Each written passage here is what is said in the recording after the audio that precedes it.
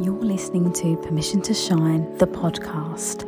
Stories of overcoming obstacles and finding self-empowerment with Sherisse Bisram, Inner Power Activation Leader.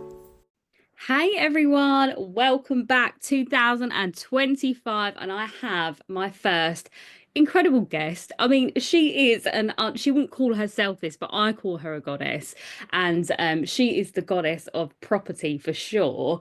And I feel like you might be like, property, how's that got to do with everything? But her story is incredible. She is a powerhouse of a woman and really rooted in everything that she does. So I'm really excited to present to you the goddess in brackets, Athena. Hey Sherisse, how are you doing this morning? I love your energy. Your energy just gives everything life. It really does, and I adore it. So I'm really looking forward to today's conversation. Yeah, no, well, thank you for joining me. And I think that, why I wanted to have you here is because, your story hasn't been a straight line. And I think that a lot of us are taught that property is like a really good investment and or that is the pinnacle of success as a person. And I feel like your story kind of touches on these points, but sort of ebbs and flows in your own direction, and especially from a feminine perspective, right? Because my podcast predominantly is female listeners, so I feel like it's really nice for us to kind of hear just you as a woman, like how you went through this journey and everything in between, really, to be honest. So if you'd like to tell us, kind of the listeners, what it is you do and your full title and all the things. Yeah, definitely. So what's really interesting is what I've just gained from what you just said is how others perceive you, which is really interesting because when I think of myself, I don't think of Athena and property. I don't see that. I maybe see like Athena and travel, Athena and musical theatre, Athena and, sunshine. And that's how I see me. I don't see me as Athena and property. So first of all, I take away this point that the perception of how others see you is really, really interesting.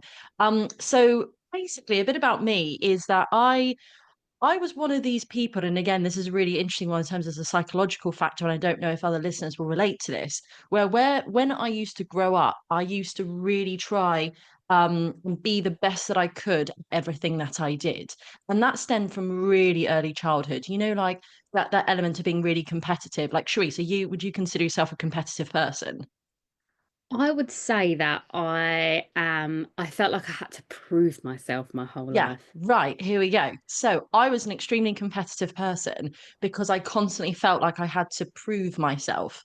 And what's really interesting is that when you start to get older and delve deep into yourself, you start to understand why. So, like most people, and I really haven't met anyone who really didn't go through this themselves, I was bullied quite severely at school, for example, because I had frizzy hair and weird teeth and my name was Athena and I grew up in London, originally from Cyprus, but then moved to London when I was about 6 years old because my parents divorced and my mum, didn't have anything because she was a stay-at-home mum and had to come to the UK to have that support.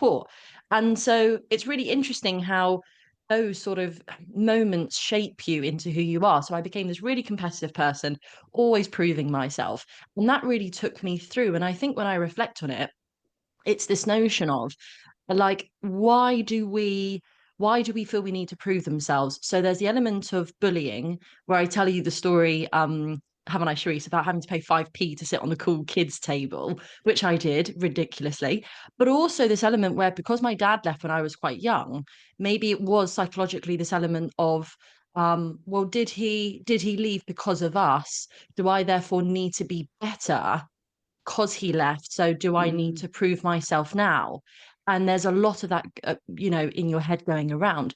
Also, because my mum relied on my dad when we were living in Cyprus, I therefore thought to myself, I don't ever want to have that happen to me.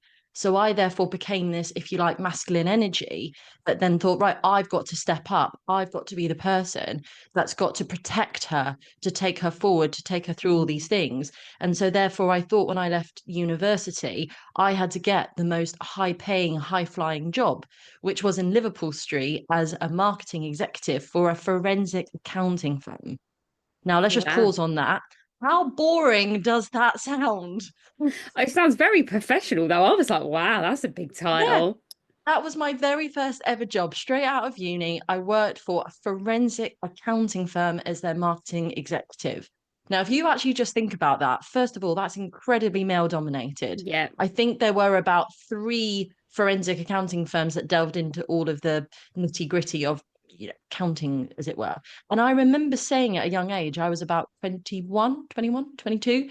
I remember saying, we need to get more females in this industry. Let me put on female events.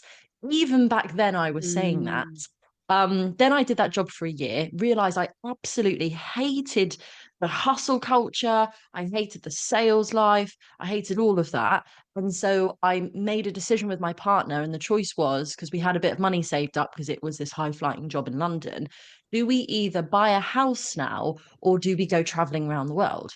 Me being me, I was like, mate, we are traveling around the world.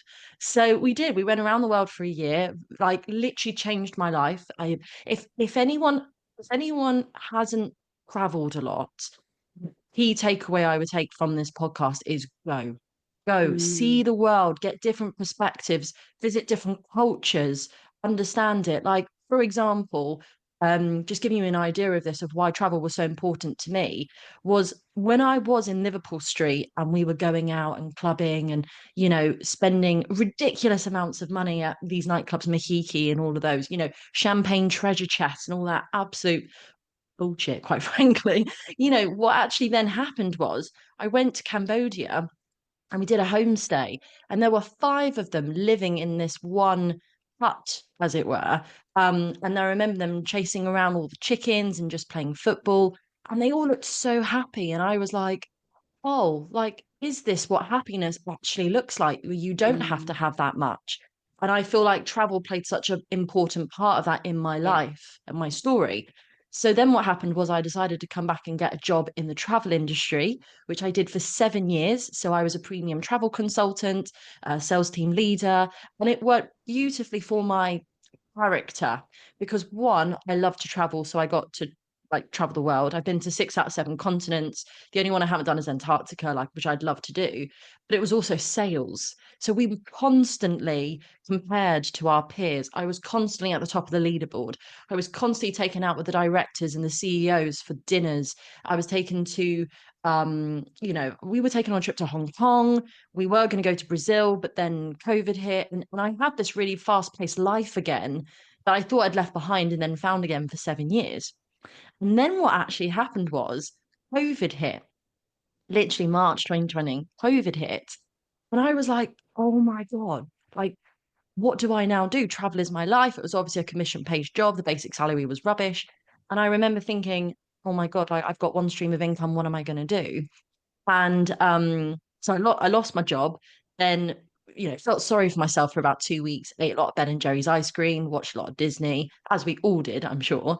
And then I was like doom scrolling through Facebook one day, as we all do, and I came across like this property education company, and I was like, okay, £99 for 2 days. I'll do that. And my partner was literally like, what are you doing? You don't know anything about property. You're a travel girl. Like, and I was like, do you know what? Like, it's better than watching Sleeping Beauty like 1,000 more times. Let's do something different. So I did, and me being me, literally learned for 2 days and thought, right, I can do that. So I had my savings that I had saved up based on my sales job, and I went and I set up a limited company the next day, which I'd never done before. And I went and bought myself a flat. That's all I could afford with my deposit, which, by the way, if you're investing in property, it's 25% deposit. Whereas if you're living in the property, it's only 10%. So I needed 25%, saved it up, and I went and bought a flat in Bournemouth, which is where I live. And the idea was to convert from a 1 bed to a 3 bed. So I learned all about planning. I learned all about how to purchase a property, never done it in my life. And then from that, I then went and refinanced and pulled some money out and then went again. And so that was the beginning, if you like, of beginning to learn how you can make money through property. But actually, what then happened, the interesting part of my story, I feel, is that I started to network, as we all do, and I started to meet other people. And what I began to notice was at a lot of these networking events that I went to, they were extremely male heavy and dominated. And so I felt I was back in this Liverpool Street environment again. And I can tell you the first networking event I went to, there was 45 people in total because I counted everyone. And only 3 of them, including myself, were women out of 45 people. Like, can you imagine that? And of course, the conversations were different. There was a lot of, guys in groups and drinking and rah and rowdiness. And I remember this poor girl, I'll never forget her to this day. This was about, I was about 4 years ago now. Her name was Claire. And I literally attached myself to her like a koala because she was the only other person in the room. And I was like, please don't leave me. And she probably thought I was crazy. It made me realize, where are all the women? So I therefore went searching for these women in property groups, and I was like, right, where are they? And I couldn't find any. There are more today, but at the time there weren't any. And I remember sitting down with my friend Sophie one day. It was my birthday actually, and she said to me, "Why don't we start a podcast for women in property to tell our story?" And I laughed in her face, like literally. I was like, "Who's going to listen to that? Nobody cares about us. This is male dominated. Like, we've got no chance." And she's like, "I'm telling you, I think this could be great." And so, therefore, on my birthday, on the 19th of September, I think it was oh my God, when would this have been? This would have been like 3 years ago, like three and a bit years ago. I think it was 2022. Girls in Property was born that day. And so we began the podcast. It was actually 3 of us. It was me, Sophie, and our friend Julia. And we just got together. We got together, we chatted about life, and suddenly this podcast started to just roll and transform, and it became something we didn't realize that it did. And then we decided to put on an event for women in the property industry, and we hosted an event, the 3 of us, for 50 women, which was amazing. Like, 50 women came along, we had speakers, we had a day. And do you know what really stood out to me was the conversation in the room when you opened it to the floor was so different because it was Mm. just women as opposed to having men in the room. We were able to talk about what it was like to be a mum, what it was like to have your menstrual cycle, what it was like to, have all of these ideologies and things about what you should be as a woman. And I just feel like those conversations couldn't have happened if men had been in the room, or women wouldn't have felt comfortable to open up like that. Yeah. And so for me, Girls in Property is like, I've done quite a lot of cool stuff in my life. Girls in Property is one of the things I am most proud of because of that. And, there came a time when, let's face it, when there are 3 strong women in business together, it there comes a point where something's got to give almost, because it's difficult to carry it on. Everyone's got very different schedules. Everyone's got very different ideas about what they can do. Everyone's got very different ideas about how much money they think should be invested for a business to take off. And so we all had a conversation, and Sophie and Julia decided that they no longer wanted to go forward with Girls in Property. And I knew in my heart that Girls in Property was everything that was needed and required in the industry. And to lose it would have been awful, I believe. And so I therefore took it forward. I officially incorporated the business. So Girls in Property exists. I trademarked it. And now I've got my podcast. I've got my community of over 80 women.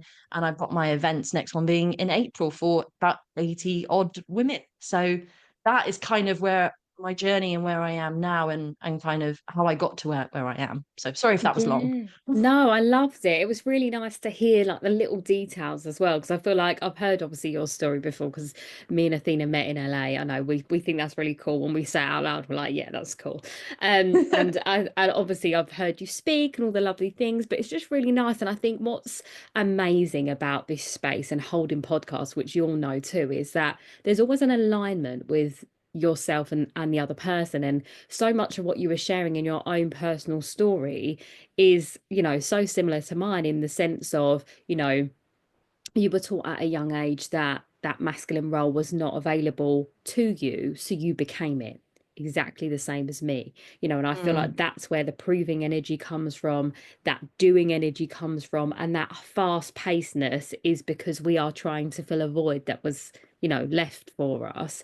And I said it on your podcast that there's a thing about, when we're younger, we're only leading with our emotional part of our brain, so we believe that everything's our fault or our responsibility. So therefore, we're now ingrained as adults to keep pushing and achieving and striving, because we think that that's going to give us our worth and, you know, our value, and again, fill that gap. So that was one thing.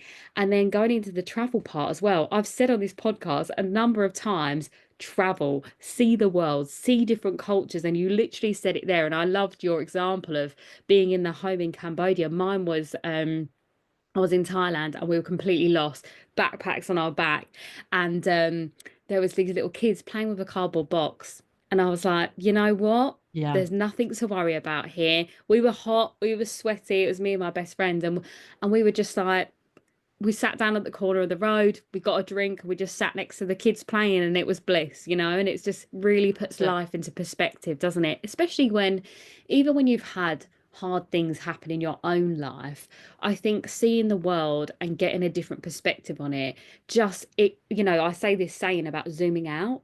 I think we hone in so closely on our own problems that, you know, when you see the world, when you go to a different place, even in the UK, for example, you just see the different ways people live. It just requires you to zoom out a little bit and use skills that you might not have used before, or, you know, that peripheral vision. You know, if you're looking at only forward, you don't get to see the side view, and then you take in everything else around you. And I think that's so beautiful and powerful. And I love how, you know, that's such a part of you, and that for me feels so feminine from you as well. Like that feels like so wholesome, which is so beautiful. Because again, you know, like when we think about business and moving forward, there is almost this masculine energy that comes from that. But I think that, yeah, that just filled in all of the gaps, I think, in your story, which is so lovely. And yeah, just how you're driven by purpose, I think, is so lovely. And you know, the reason why you're here, really, to be honest. I wouldn't have anyone on here that's just like, yeah, I just wanted to make a load of money. Do you know what I mean? It's like, No, yeah, and it's one of those things, isn't it? And just going on what you just said, Sharice, because I love that, is two things. One is this idea about going back to perspective again. So, for example, you know, you might introduce me, as people do naturally, is they say, Athena, property. And I say this on stage all the time. If you were to cut me down the middle and open me up inside, for example, property is not what's spewing out of me. Like, quite frankly, and I've said this openly, right? I actually find property quite boring now. Like, been there, done that. Thanks very much. Yeah, okay, bricks and mortar. Thank you. But what I do love is what property has given me. yeah, And what property has given me is my love of travel, my love of musical theatre. Like, I don't know if you know this actually, Charisse, but I did performing arts until I was 18. And so I used to dance, sing act until I was 18. I loved it. It gave me an element of expression, which is probably why I'm so comfortable on stage, because I just love what you can give to others through that. And so mm, I always say to people, if you want to sit down with me and have a conversation, you don't, if you want to learn about property, I'll talk to you about it all day long. But at the same time, don't feel you need to come and talk to me about that. Let's talk about travel. Let's talk about the cardboard box. Let's talk about the time I got food poisoning in Bangkok and had to travel across Bangkok to try and find plain pasta to take my antibiotics. Like, these are the interesting stories that I really love, and get to know people better. You know, we're in a people business and we love to learn about the mm, psychology of people, and that's what I really love. And yeah, I just think that travel, perspective, and as you said, the other thing I wanted to say was, when you travel, you realize that your problems or your life is actually very small when you yeah, think and you open your eyes to what is happening in the world, you know? And we might think that what's happening to us is this huge thing, but in the comparison of the world, it's actually quite small, and that can sometimes help you think pragmatically about where you're at and what your problem is. So, yeah, travel, people, absolutely. yeah. No, and I love that. And I think that you're absolutely right. And I think it's almost like when people used to say to me about being a dancer, you know, like I've used that example there. And I think, you know what it is? I think it's a blessing and a curse, isn't it? It's that double-edged sword. It's like, you know what? You've created success through your business that involves property. So therefore, it's easy to say that Mm, Athena property, because obviously that's how you've made money. But you know, that is your vehicle, as you were saying, for you to be able to now do the lovely things that you enjoy in your life.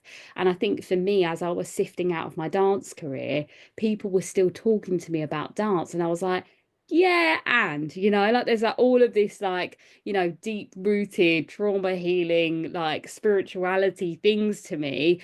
And we're talking about dancing. And I'm like, you know, I believe they all tie in hand, like you said, yeah, the skills that you gain from when you performed. And I think I had that conversation with you briefly in LA. I was like, you must have done acting or something. And I think you did say to me then, because I think the way that you project for me is clear that you've had that some sort of training or enjoyment in that space.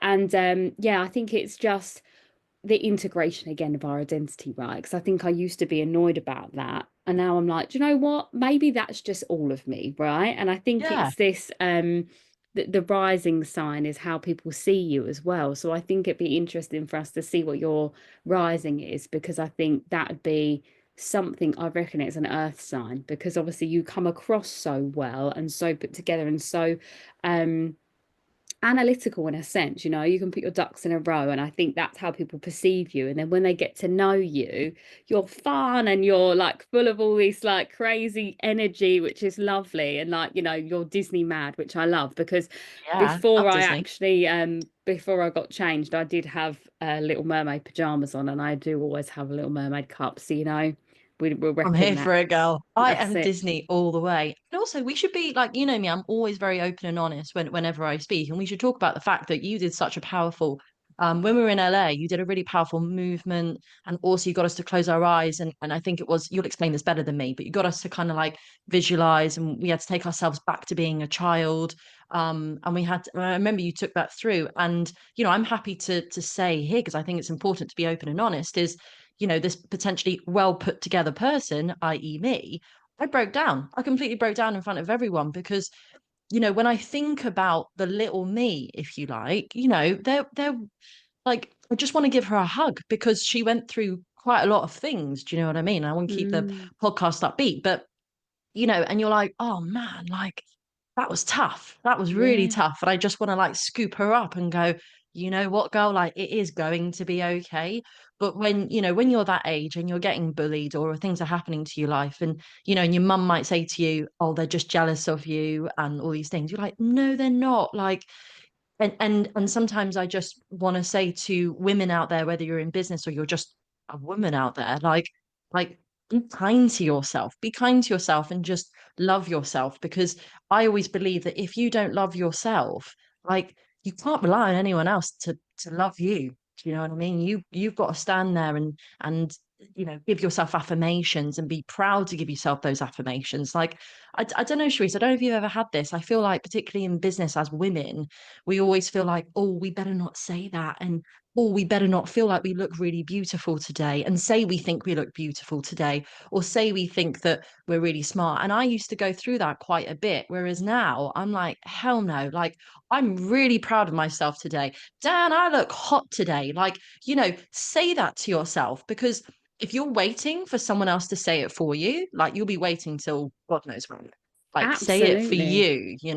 Yeah, 100%. I mean, I can't say I've been that person as an adult, but only What, been like because shy and reserved? yeah, no, I'm not. But you know why I think that? I think because my trauma and hard stuff of like being that odd, weird brown girl carried me through my 20s. So then when I got to 23, I had this perception. I was so warped about what I looked like. Like I had Yeah. body dysmorphia. I felt like I looked like a dragon. Like I literally was like so saw a different version of myself that from that moment at 23 I was like, no, I'm going to own my beauty now. I'm going to stand in it. And then every year since then, it's just grown deeper and deeper. And I said to you before on your podcast, like my perception of confidence was a glass house before. So then that deep rooted work again of like connecting with my inner child and listening to what she needed, and she just needed me to love her because I was running from her. My whole life I was like trying to prove something and be like, look what I've done here, or look what I've achieved here. And then she's like, yeah, but you're not sitting with me, you're not listening to what I Mhm. have to say. And that was really that integration of that everything, like we were saying, like we are all the parts of ourselves, the parts of us that were hurt, that were betrayed, that were neglected. We're all of those parts. And when we do sit with ourselves in that space, whether it be for 10 minutes a day just in meditation or whatever it is, and your inner child might not want to come up all the time as well, by the way. It's not something that you have to do every single moment, but sitting with yourself and accepting all of you and all those hard parts is where that beauty develops, that deep rooted beauty. Because I think that until you really feel all of that, like you were saying, until you feel it for yourself, can you then receive it from someone else? So if you are internally telling yourself, oh, I'm ugly, I can't have that, people like me don't have things like that, then you're programming yourself to then project that outwardly. So then everyone else around you is not seeing you like that. Whereas if you can say, you know what, I feel good today, I feel beautiful today, I guarantee you 100% someone will say to you, you look so beautiful. What have you done to your hair? Do you know what I mean? That will be the thing. So it is, I always say the universe is a mirror. Like everything comes back Yeah. to you, but it starts with you, right? And I think that's such an important part. And I think on that as well, obviously one of my key questions is, like, when was the moment that you feel like you really gave yourself that permission to shine, to be all of you, or to be the woman that you are now? Hmm. Oh, do you know what? Like, I knew you were going to ask me this question, but at the same time, it's still a really difficult question to answer because if I'm honest, for me, I still think it's quite blurred. Like if I reflect and I look back, hmm.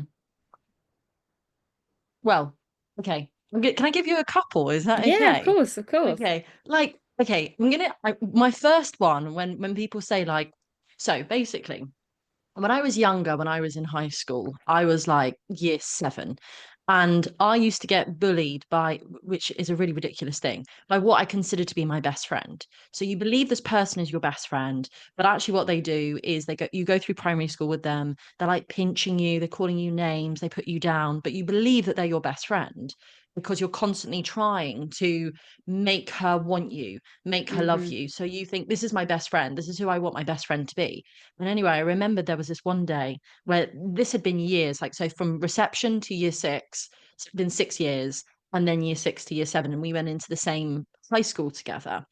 And I remember one day, and I was just really like you wouldn't believe it, Sherisse. I was this really timid, really shy, really quiet child.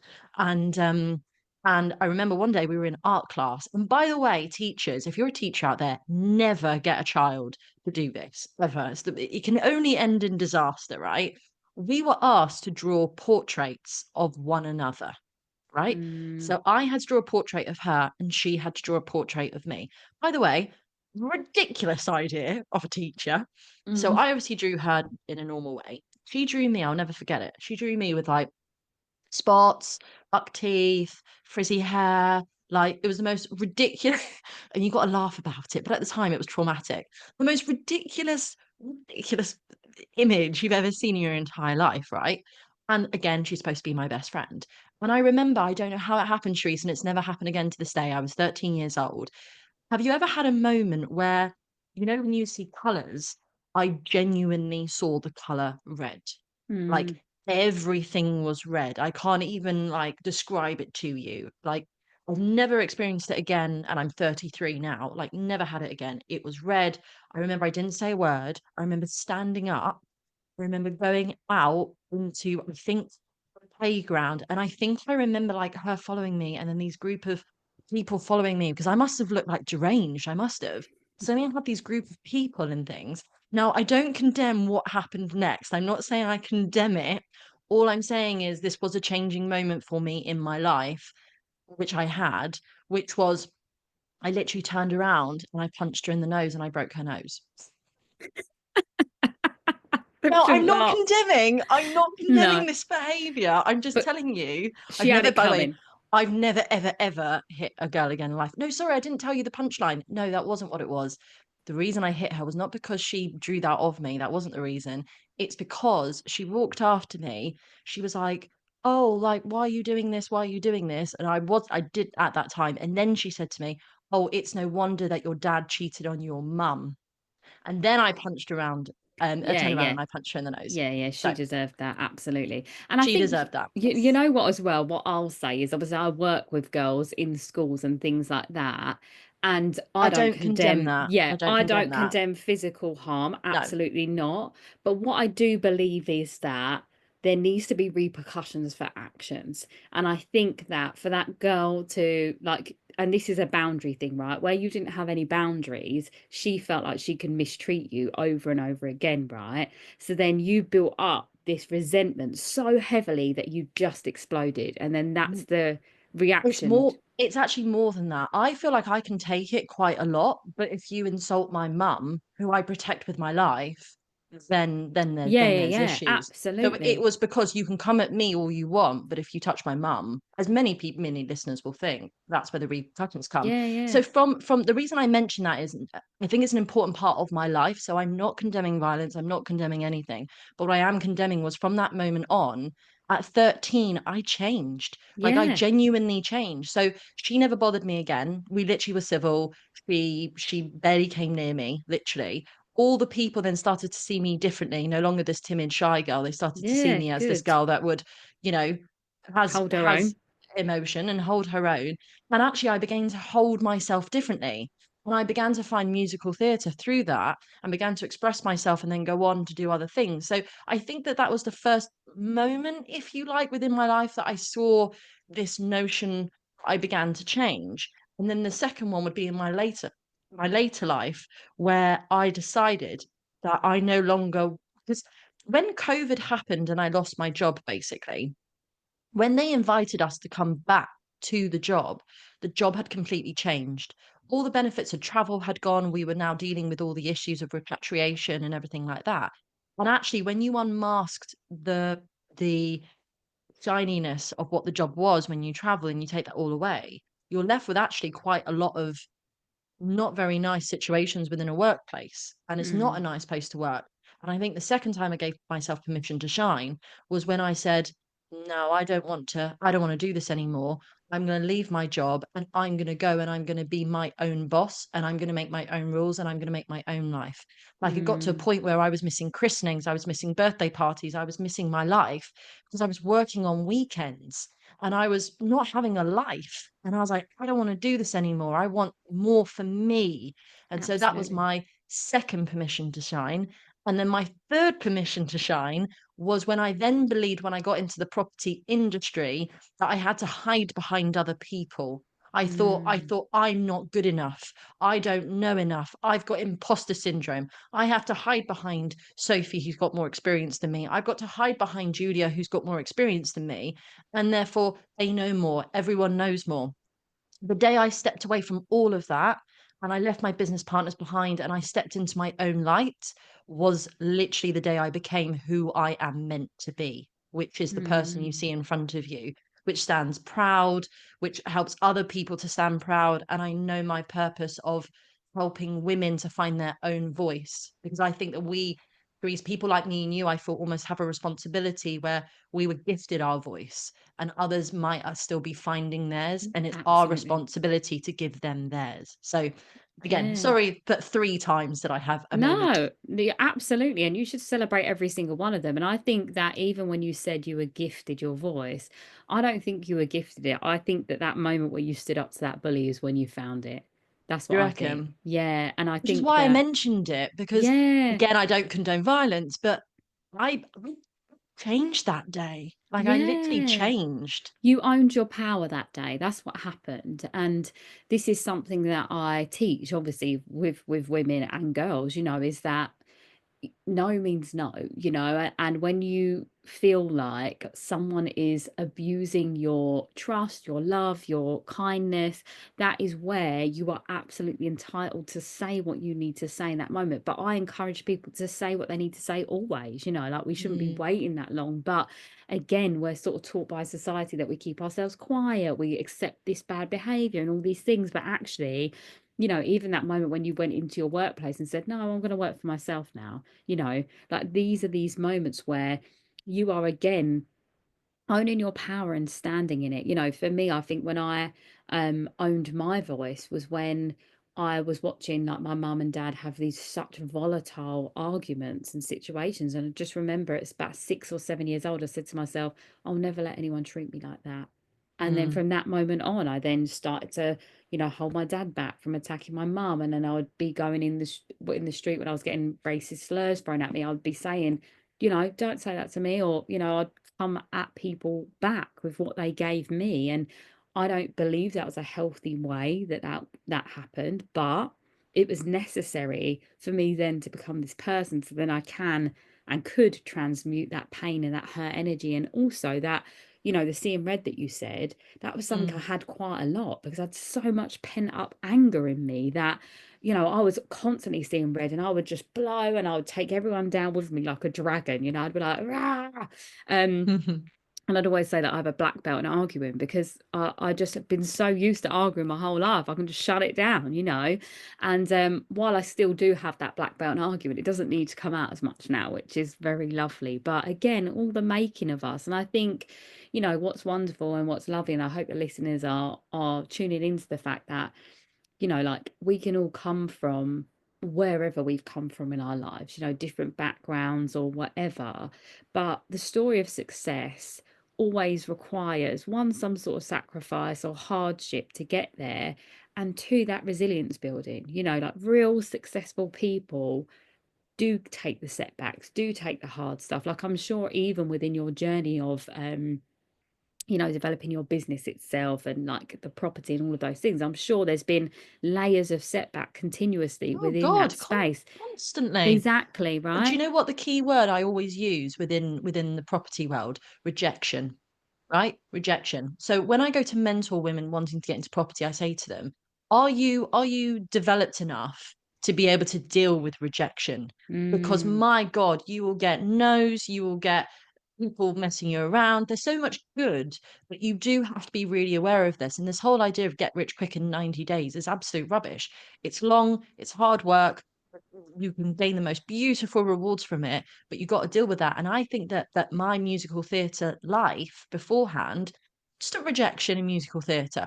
Instantly, you don't fit yeah. into the costume. You weigh too much on the scale. You don't have the right voice. You don't have the right legs. Your split isn't as low as the other girl next to you. Like constantly rejected, and so therefore I feel like this armor just going on to me, so that when I got rejected by the agents and rejected by the landlords, I was like, yeah, that's cool, you're lost, next. I was Mm, equipped for it. Whereas I feel like when I ask questions some of my mentees and they tell me that they're ready for it, and then they get their first rejection, they're like, they said no to me. I'm like, yeah, I told you that. I yeah. told you that was gonna happen. Like you gotta be ready, build that shield, Mm. build that armor. But yeah. Yeah, absolutely. And I think you said such a key point there that I say to people all the time. It's that performer industry prepares you for something else. You have never been looked in the eye and told, no, you are too big, or no, you are the wrong height. And actually, people actually didn't tell me I was the wrong skin color, but I knew they meant that. Do you know what I mean? And it's like that level of resilience. And I think, in your life, when you've been through hard stuff, and then you go through hard stuff again with actually being told no to your face, you are fully prepared to take on. And I say that because there's two ways that could go. You could either take that on board, absorb it, and then feel like that's your new case study and that you're never good enough. Or you can use it as ammunition, which I believe we both have, to say, no, this is going to be the fire. Again, that proving energy, but it serves its purpose when it needs to, has then become that fuel injector to kind of push us forward to be like, no, I can take it. Mm. I can deal with someone saying to me, I don't like you.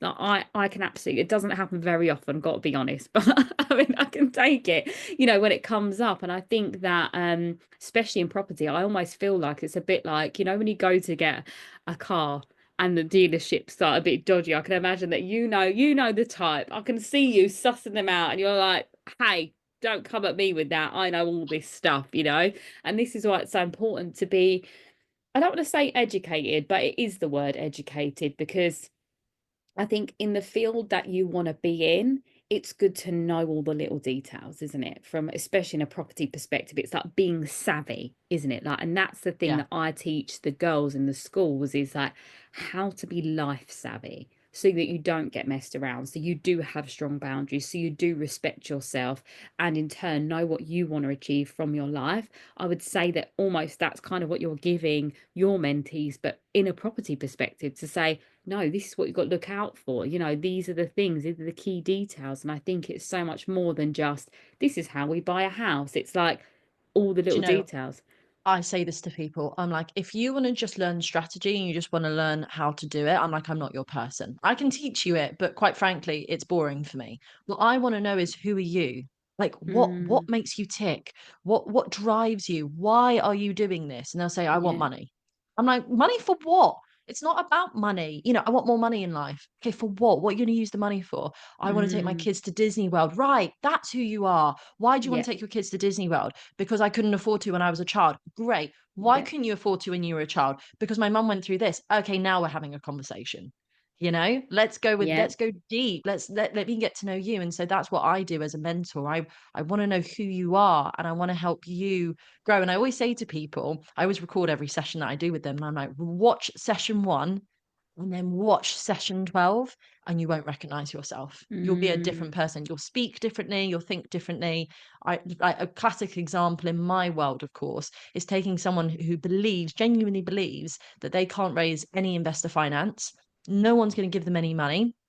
They don't have enough experience, they don't have enough to say, to raising, like the last one I did, she raised £100,000 for a property that she wanted to take on, and she's like, I have no idea how I did that. I'm like, I know exactly how you did that, because mm, you changed the way you saw yourself, which then enabled a person to see you differently.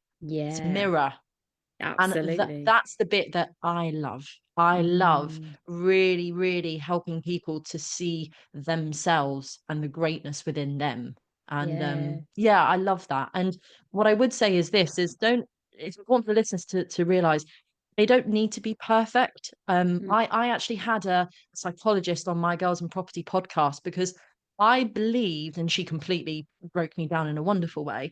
I believed that I always had to be perfect. In this idea mm, of perfectionism, I couldn't start something, I couldn't launch a product because it wasn't perfect.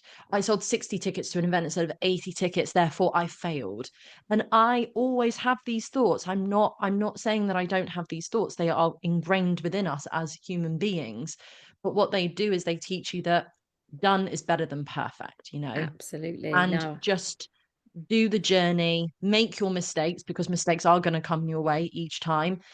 Get your battle wounds from people that you think you can trust, and then you realize that you can't. Like, these days will come, they will come, Mm, embrace them, and it is just part of the rest of your life. So don't feel that you ever fail because that happens to you, and because something perfectly didn't happen. That will happen, and if anything, the imperfections are your perfect story, and I think that's important to say as well. yeah, I loved all of that. Thank you for sharing that. And I think what's really beautiful to hear in your mentoring journey is the same kind of process that I do as well, you know, in terms of like how the mentors, the mentees see themselves, you know, like that first one to the last one, like that's such a transformation. And you said something so key there, and it's they change the way they view themselves. And that Yeah. is literally the nail on the head, isn't it? Because it's all about the identity in our belief system. Like it's always that. You know, for me, I am focused on kind of like understanding what's happened to us, accepting it, releasing it so we can rebuild that space. And I guess in a way you're doing that to an extent in your own way. And I think it's just wonderful, isn't it, that we get to do this and show people what they are capable of. And I think that, you Mm, know, we can see the light in them that they can't quite see in themselves yet. And it's almost like, you know, like I use these sort of terminologies of like ignition, ignite, and because I do believe that, you know, that our light shines, it ignites them, and then their fire then begins to burn and take off so they can shine. And I think that's just such a wonderful space to be in. And exactly what you said about perfectionism, I feel like so many people want to look like they have it all together or that it's mm, all there. And something that I feel like I'm trying to show more of is that you're already all of it. You know, it doesn't mm, need to look shiny on the outside. It can be all of it, you know, and that's why I do try to make sure that my content is a mixture of, you know, really polished, but also me coming on with no makeup and be like, hey guys, you know, like it's that's the reality of being human. And I think, especially mm, in spaces that we are in where we are our business, we are our product, it's like, okay, like I have and will always continue to integrate every single part of me and show up in all of that. Like when things have been hard, I've been very honest with my podcast, especially, and been like, yo, it's been a hard old time, you know? And I think that that's what we want to hear and see, isn't it? As yeah. people, you know, the reality of what it is. And I feel like you've definitely shown that today with your story, is like, you know, how you've been able to push through these things. And obviously there's so many other layers to you as well, but it's been really lovely to kind of get a deeper look into who Athena really is, which has been so lovely. So thank you so much. Sherisse, can Yes. I just add one other point? Is that okay? Yeah, of Because course. I think, sorry, but I just think it's important to also say. So I'll tell you a question that somebody asked me the other day, which was a really interesting one that sits with me still. And I almost think to myself, like, we go through layers like an onion, don't we?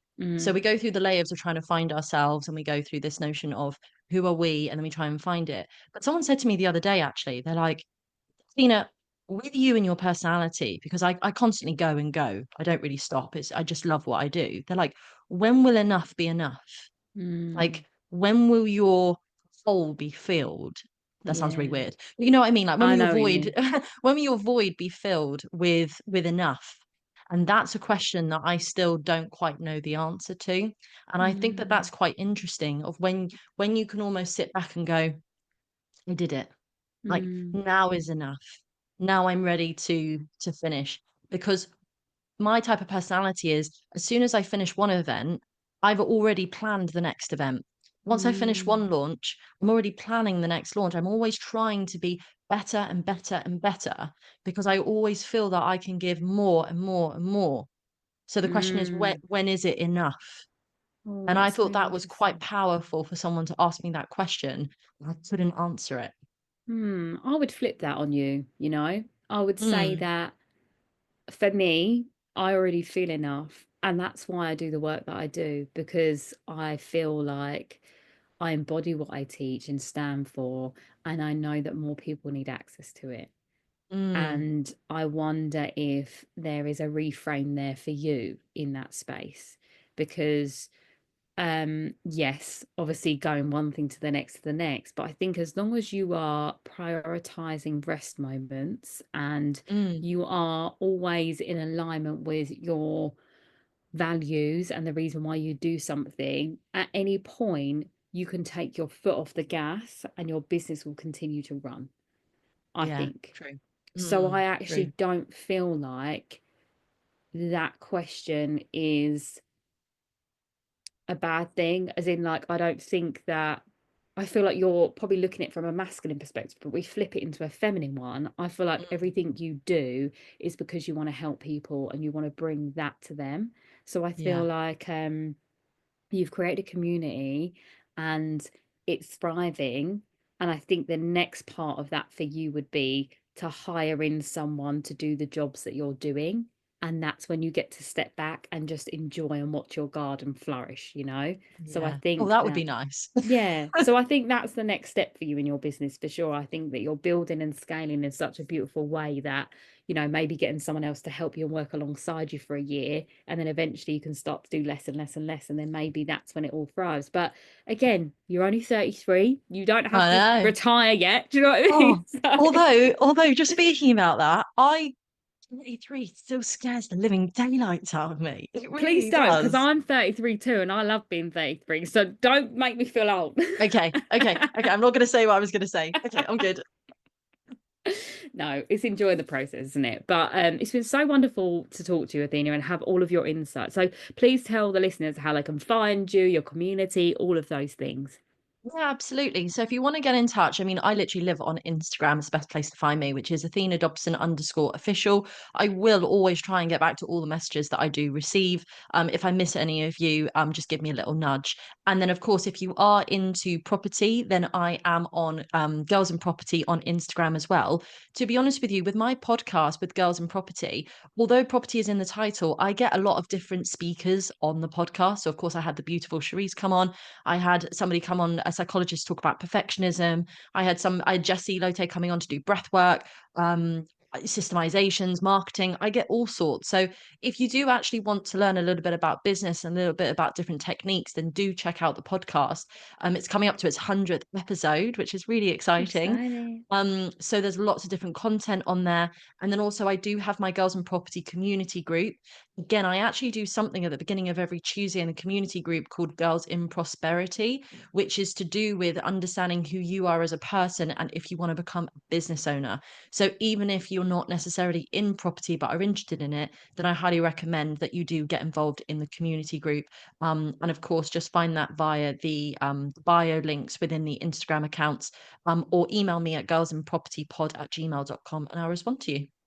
Yeah, I love that so much. And I'm going to put our episode that we did together in the links show notes as well. So if anyone Oh, wants to yes. listen to that, then obviously you get access to the podcast and then, Yay! It was follow along fab. as well.